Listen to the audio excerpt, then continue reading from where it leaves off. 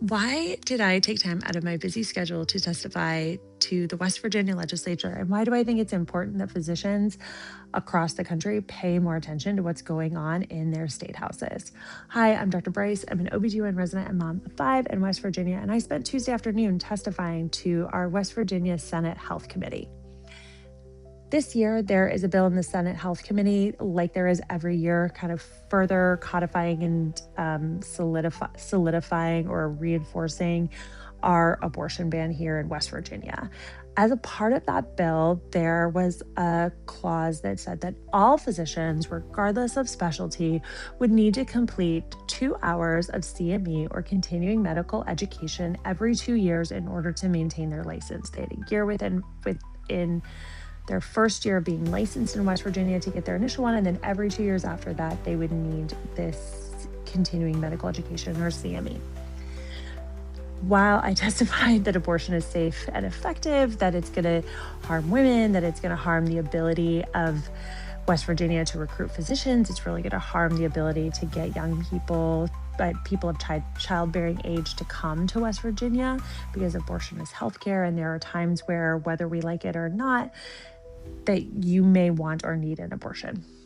Regardless of all that, I kind of knew that that testimony was going to fall on deaf ears. They've heard all that before.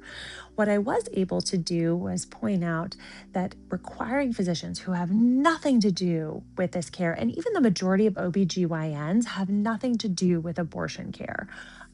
Some don't counsel at all. The majority, even if they do counsel on abortion as an option, do not prescribe the pills or perform those procedures themselves. A lot of times they will send them to someone who has completed a fellowship or done more training in advanced family planning. And that is perfectly normal and acceptable. It's just kind of the way that it works.